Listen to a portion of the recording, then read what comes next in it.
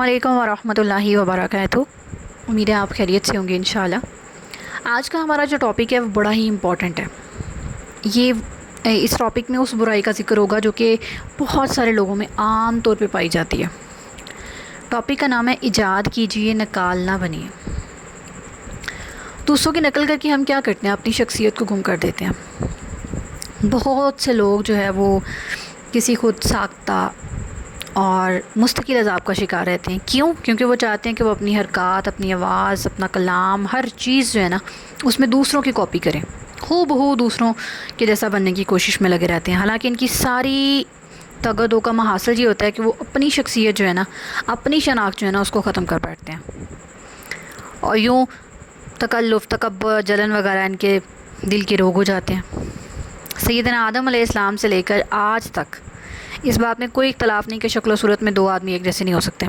जब शक्ल में यकसा नहीं है तो अपने अखलाक में, अपनी सलाहियतों में कैसे यकसा हो सकते हैं? हमें इस चीज़ को समझने की ज़रूरत है। आप अपने तय दूसरों से बिल्कुल अलग चीज़ हैं। तारीख़ में आपका कोई मिसल है ना, दुनिया में आपको कोई हम शक्ल है। ये 7 हम शक्ल वाली जो हमने सुनी हुई है ना, ये कहानियाँ ही हैं सिर्फ। ठीक है, आप बिल्कुल मुख्तलिफ हैं, आप सबसे अलग हैं और आपने अपनी पहचान खुद बनानी है। दूसरों की कॉपी करना छोड़ दें, दूसरों की नकाल करना छोड़ दें, अपने आप को निखारें। ठीक है, अपनी शख्सियत आपकी ऐसी होनी चाहिए कि लोग आपको कॉपी करें, ना कि आप लोगों को कॉपी करते फिरें। तो लिहाजा कोशिश कीजिए कि आप जो है वो लोगों की नकल करना छोड़ दें, लोगों के जैसा बनने की चाह छोड़ दें, ख़ुद की एक पहचान बनाएं, ख़ुद का एक किरदार बनाएं। ठीक है, शक्ल सूरत वो है जो आपको अल्लाह सुब्हानहू व तआला ने दी है, उस पर आपका कोई इख्तियार नहीं। अल्लाह ताला ने वो शक्ल सबसे अलग बनाई है।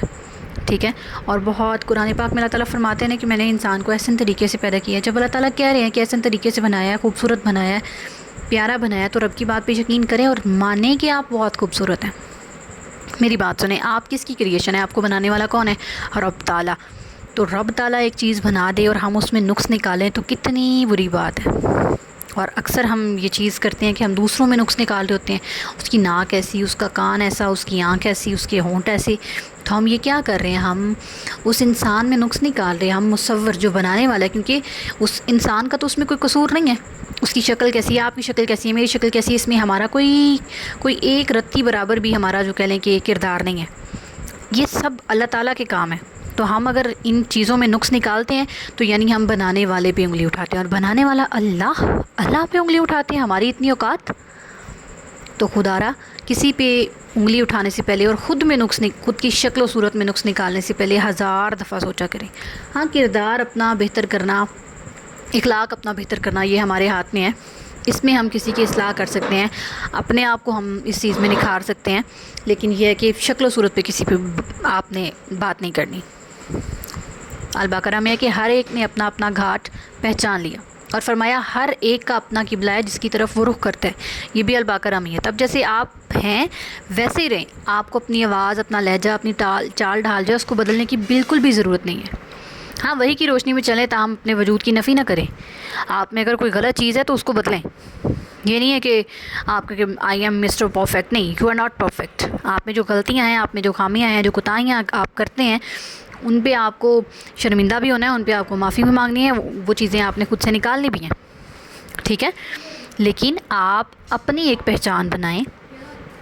ठीक है, हम आपको उसी रंग ढंग में देखना चाहते हैं, क्योंकि जो आपका रंग ढंग है, क्यों? क्योंकि ये आपके लिए फितरती है। ठीक है, फितरत समझते हैं ना, ये नहीं अल्लाह ताला का दिया हुआ है। तो इसी पर हम आपको जानते हैं, लिहाजा आप नकाल ना बनिए। बिल्कुल भी नकल करना जो है वो अच्छी बात नहीं है। इस चीज़ से बचने की कोशिश करें। इंसानों की तबीयतें जो हैं वो एक जैसी हैं। यहाँ लोग खट्टे भी हैं, मीठे भी हैं, लंबे भी हैं, पस्त भी हैं। अल्लाह ने ऐसे ही पैदा किए। तो इसे ऐसे ही रहने दें। ये आजकल जो ट्रेंड चला हुआ है, नाक पतली है तो मोटी करवा रहे हैं, होंठ छोटे हैं तो मोटे करा रहे हैं, पता नहीं क्या क्या। अल्लाह ताला की क्रिएशन में हम गड़बड़ी पैदा कर रहे हैं ना। अपनी केयर करना बहुत अच्छी बात है, इसको खुद को निखारें, अपनी केयर करें, मुंह धोया करें, क्रीम लगाना भी कोई गुनाह नहीं है। लाइक ये सारी चीज़ें, बनना संवरना शोहर के लिए, ये सारा कुछ गलत नहीं है। लेकिन ये सिरे से अल्लाह ताला की बनाई हुई चीज़ों को बदल देना, ये गुनाह है। تو اس چیز سے آپ نے بچنا ہے. جیسے آپ ہیں آپ سمجھیں کہ یو آر جسٹ بیوٹیفل. کیوں؟ اگر کوئی آپ کو کوئی بات کرتا بھی ہے نا تو آپ نے کہنا ہے بھائی میں اللہ کی کریشن ہوں, آئی ایم کانفیڈنٹ کہ آئی ایم بیوٹیفل. آپ کو کانفیڈنٹ ہونا پڑے گا. جب آپ خود میں نقص نکالیں گے تو پھر دوسرے آپ کی تعریف کیا ہی کریں گے. ٹھیک ہے. اب جیسے ایک پھل ہے, کیلا ہے یا سیب ہے, تو کیلا ہے, کیلے کی اپنی پہچان ہے. اب کیلا کہ میں نے سیب بننا ہے تو یہ تو غلط بات ہے نا. کیلے کا اپنا رتبہ ہے, اپنا مقام ہے, سیب کا اپنا ہے.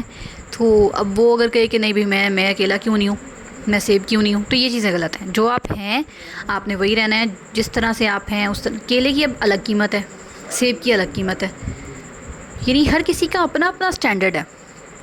تو ہم نے ان چیزوں میں جو ہے وہ قطعاً ہی اپنا دماغ جو ہے اس کو خراب نہیں کرنا. ٹھیک ہے. اور کسی کی بھی شکل و صورت میں ہم نے نقص نہیں نکالنے. اس کی بیٹی ایسی, اس کی بہو ایسی, اس کا بیٹا ایسا, ان کا داماد ایسا, نہیں, یہ باتیں ہم نے نہیں کرنی ہیں. کیونکہ ہمارا بنانے والا, ان کا بنانے والا, سب کا بنانے والا ایک ہے اور رب تعالیٰ ہے. اس کی بنائی چیزوں میں نقص نکال کے ہم خود کو بہت بڑا گناہ گار بنا رہے ہیں. ٹھیک ہے. تو ہمیں اللہ تعالیٰ کی نشانیوں سے انکار نہیں کرنا, اور جس طرح کا بھی اس نے بنایا ہمیں اس پہ شکر کرنا ہے. اور مجھ ناچیز کو اپنی پیاری پیاری سی دعاؤں میں لازمی یاد رکھنا ہے. اور میرے لیے خصوصاً بالخصوص دعا یہ کرنی ہے کہ رب تعالیٰ مجھے نیک صالح اولاد سے نوازے. آپ کو بہت شکریہ. دعاؤں میں یاد رکھیے گا. السلام علیکم ورحمۃ اللہ وبرکاتہ. اگین کہہ رہی ہوں میرے لیے دعا لازمی کیجیے گا. جیسے لیکچر آپ اینڈ کریں, جیسے آپ کا لیکچر یہ ختم ہو, ہاتھ اٹھائیں اور ایک دفعہ اول و آخر درود پاک پڑھ کے اور سورۃ فاتحہ پڑھ کے سورہ اخلاص پڑھ کے میرے لیے دعا کیجیے گا. آپ کو بہت شکریہ.